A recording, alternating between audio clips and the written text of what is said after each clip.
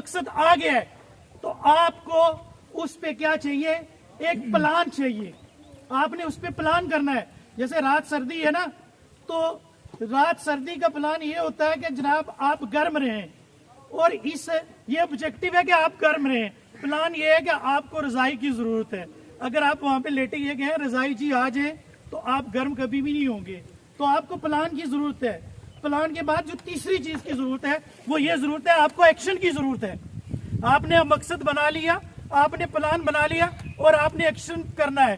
بہت سارے یہاں پر بچے ہیں جو کل کے جنرل ہیں, کل کے کرنل ہیں, کل کے وہ وزیر اعظم ہیں, کل کے وہ ڈائریکٹر جنرل ہیں, کل کے وہ ٹیچر ہیں, کل شاید میری جگہ کوئی جنرل سیکرٹری ہوگا.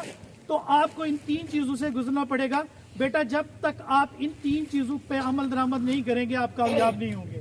آپ سے میری بات ختم ہوئی. اب ٹیچر کی جو دعوت ہوتی ہے, جو ٹیچر کا فنکشن ہوتا ہے, میرے پیش رو مقررین نے یہ کہا ہے, ٹیچر کا واحد جو فنکشن ہوتا ہے وہ کبھی بھی چھوٹا نہیں ہوتا. خلیفہ ہارون اور رشید سے یہ پوچھا گیا کہ دنیا میں سب سے زیادہ عزت والا شخص کون ہے, تو خلیفہ ہارون اور رشید نے کہا کہ ٹیچر ہے. کیا کہا ہے جی؟ ٹیچر ہے. تو میرے عزیز بچوں, آپ نے ٹیچر بننے کی کوشش کرنی ہے.